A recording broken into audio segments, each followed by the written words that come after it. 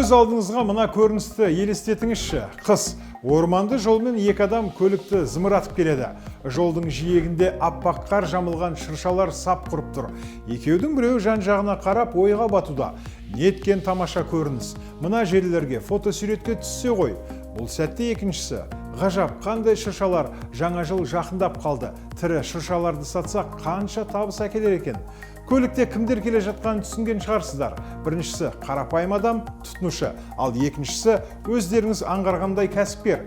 Біз бүгін бизнесті ойлау қабілетін дамыту туралы әңгіме қозғайтын боламыз. Статистика бойынша алғашқы 5 жылда компаниялардың 90% жабылады екен. Неге біреулер айтарлықтай табысқа қол жеткізіп жатса, енді біреулер сәтсіздікке ұшырайды. Оның себебі әртүрлі. Банкротқа ұшырау, нарықтың жабылуы, жұтылып кету. Бірақ ең көп тараған себеп бұл бизнес ойлау қабілетінің жетік болмауы. Өз ісіңізді бастағанда шешімін табу керек болатын сансыз міндеттерге кез боласыз. Ал сіздің іскерлік ойлау қасиетіңіз болса, онда бұларды шешу сізге жеңілге түседі.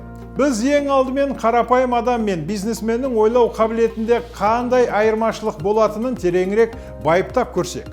Қарапайым адам өнімге қараса, оны сатып алуды ғана ойлайды. Пах! Жаңа iPhone шығыпты ғой. Оны сатып алу үшін ақшаны қайдан алсам болады? Мүмкін несие алармын.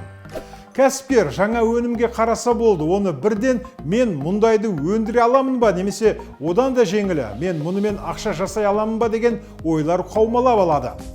Пах, жаңа iPhone. Оны қазір көбісі сатып алғысы келетіндері айтпаса да түсінікті.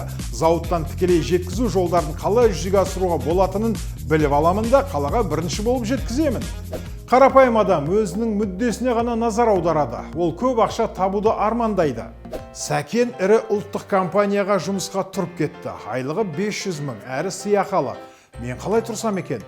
Бәкеңнің нөмірін тауып алайыншы, бәлкім сол көмектесе алар.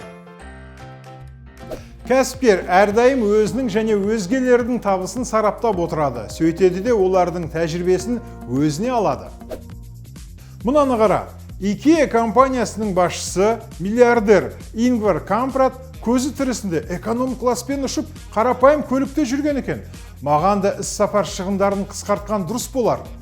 Қарапайым адам жаңа идеямен бетпе-бет келсе, ол бірден оның іске асуына кедергі болатын себептерін ойлай бастайды. Бәке сүт қабылдайтын бекет ашуды ұсынды. Идея тамаша, алайда оның іске асуы екіталай. Жабдық қымбат, оның бәріне ақшаны қайдан аламыз? Оның үстіне жұмысшыларда табыла қоймас. Тым қауіпті, жоқ, болмас, бас тартайын. Бизнес ойлау қабілеті бар адам жаңа идеямен табысқа жетуді ойлайды, сосын барып кедергілерге тоқталады. Бәке сүт қабылдайтын бекет ашуды ұсынды. Идея тамаша. Менің есебім бойынша қомақты ақша табуға болады. Жабдықты қайдан алуға болатын, қанша қаражат керек және қандай мамандар қажет болатынын зерделеп шығайын. Қарапайым адам өзгерістерге қарсы тұрады. Клиенттер тауарды жаңа ыдысқа буып тию мүмкіндігін қарастыруды сұрайды. Олардың ойынша солай ыңғайлы. Мен не үшін жаңа қаптамаға ақша жұмсауым керек? Қалай бар, солай алсын. Бизнес ойлау қабілеті бар адам өзгерістерді ризашылықпен қабылдайды. Жаңа қаптама? Мүмкін ол шынымен де ыңғайлы болар, ә? Қарашы, өзінің құны да арзандау. Сынамалы топтамасына тапсырыс берейін. Біреулер кәсіпкер болып туылады десе, енді біреулер ол уақыт өте келе пайда болатын қабілет дейді. Бұл дауда бір жақты жауап жоқ, алайда бір нәрсе анық. Бизнес ойлау қасиетіңді дамытып, жандандыруға болады. Тіпті елді дағдарыс меңдеп сізде ақша болмаса да, сіз бойыңызда қажетті қасиеттерді дамытып, жақсы әдеттерді қалыптастырсаңыз және ой санаңызды өзгертсеңіз, бизнес құра аласыз. Біз сіздер үшін бизнес ойлау қабілетіңізді дамытуға көмек болатын 7 кеңес топтамасын жинадық. Нөмірі 1 кеңес. Өзіңізге барынша жауапкершілік арта біліңіз.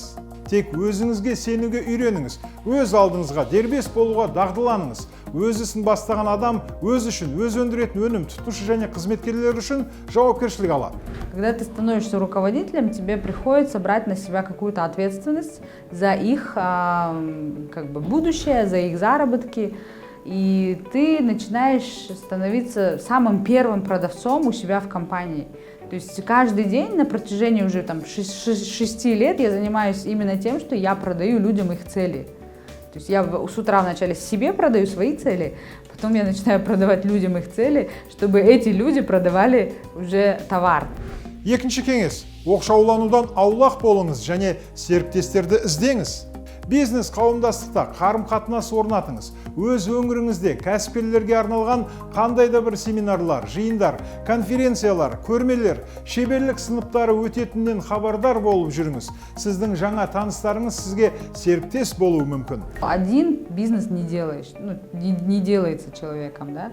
А лучше найти человека, которому есть доверие, и когда вы уже вдвоем хотя бы, то уже вам намного легче, дойдя до самого дна, все-таки выплыть наружу.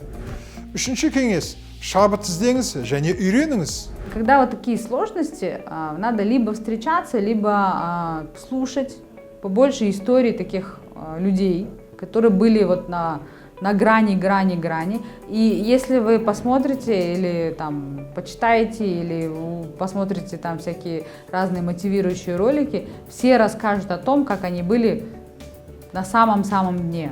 То есть, если случилась проблема, значит, в этой сфере была нехватка знаний, значит, нужно пойти поговорить с экспертами, посмотреть какие-то, видеоролики, они сейчас очень в доступе, да, там, почитать книги на эту тему.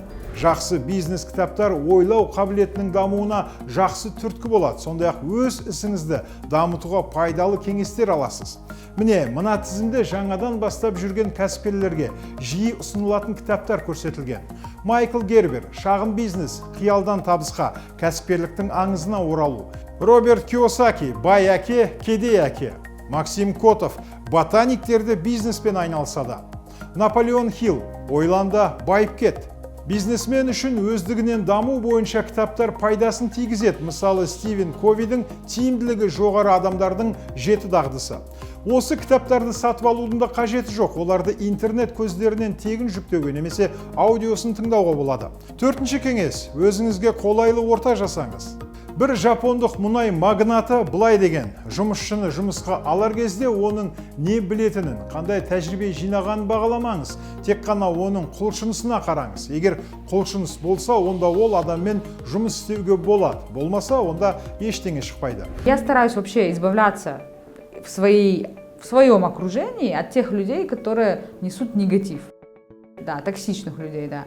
Они, допустим, меня очень сильно энергетически выбивают из себя. Меня очень сильно энергетически выбивают люди, которые отрицают. Очень много энергии уходит, если у вас в семье какие-то конфликты, да, то есть с супругом, с супругой, с детьми, с родителями, когда нет поддержки, когда идет постоянно какие-то конфликты. Мы тоже с супругом пережили там достаточно непростые периоды и в бизнесе, и в жизни, и мы просто понимаем 100%, когда у нас хорошие отношения, когда у нас есть взаимопонимание, наша прибыль сразу начинает расти. Бесінші кеңес, қолайлы аймақтан шығыңыз. Бизнесмен болу дегеніміз бұл әрдайым қолайлы аймақтан шығу деген сөз. Біз өзімізді жайлы сезінетін болсақ, ештеңені өзгерткіміз келмейді. Өзіңізді орныңыздан көтеріліп, істі бастауға көндіруді үйреніңіз. И зона комфорта, она ведь не от слова комфорт, да? Она от слова зона привычки, можно вот так сказать, да? То есть мы впадаем в эту привычку, и зона комфорта может быть очень плохой. Первое, что можно сделать, это просто там, допустим, пойти на спорт. Просто начать бегать, просто вставать на час раньше. То есть надо начать какое-то хоть одно действие делать, которое не совсем привычное, и тогда жизнь начнет меняться. Алтыншы кеңес, жоспар құрып, алдыңызға мақсат қойыңыз. Елестетіңіз, сіз бір жерге бару үшін көлікке отырдыңыз. Өзіңіздің қай жерге баратыныңызды және қай бағдармен жүретініңізді анық білесіз ғой. Бизнесте де сол сияқты, сіз өз мақсатыңызды дұрыс қалыптастыруыңыз керексіз. Компанияңызды бір жылдан кейін қалай көресіз? Ал 5, 10, 15 жылдан соң ше? Алдыңызда нақты мақсат тұрса, ол сізді ынталандырады және соған қарай жетуге ықпал етеді. То есть очень много людей у нас находится в долгах. Я сама такой опыт переживала в жизни, когда у меня были очень большие долги. И обычно у людей, у которых долги, у них цель закрыть долги. Такой цели не должно быть. На такую цель не приходят результаты, не приходят деньги. Должна быть цель увеличить свои доходы. Нужен конкретный план. А не так, что я просто хочу как бы и вот ставить конкретный план, писать. Ну, то есть вот я считаю, что очень эффективно, когда в воскресенье, либо там в понедельник утром ты расписываешь себе всю рабочую неделю. Встречаетесь с кем, какие вопросы должны решить вот на этой неделе, какие переговоры провести важные, кому какое дело нужно поручить. Ну, то есть, если в случае, что я руководитель, да, там, кому какое дело нужно делегировать. Жетінші кеңес, өзіндік тәртіпті сақтаңыз. Тәртіп және жігер деген сөзді көбісі ұната бермейді, бірақ бизнесте әр жаңа қадам бұл жаңа жігер. Бұл сөзден қорықпаңыз. Жігер дамуға апаратын жол. Егер сізге өзіңіз айналысып жүрген ісіңіз ұнаса, онда тәртіп пен жігер сізге ауырлық етпейді. Өйткені сіз өзіңіздің арманыңызға қарай бет алып барасыз. Когда тебе в жизни вот что-то так настолько легко дается, то надо абсолютно сразу обращать на это внимание, потому что, скорее всего, в этом есть твой успех. В этом есть какая-то доля твоего предназначения. Тіпті ақша, байланыс және жақсы жұмыскерлеріңіз болса, кәсіпкер ретінде ойлау қабілетіңіз болмаса, бизнесте жолыңыздың болуы екіталай. Сол себепті бизнес ойлауды 21 ғасырдың басты дағдыларының бірі деп атайды. Өзіңізден бастаңыз, оқыңыз, дамыңыз, өз жұмыскерлеріңізге үлгі болыңыз. Сол кезде ғана сізде өз ісіңізде табысқа қол жеткізу мүмкіндігі пайда болады. Сау болыңыздар.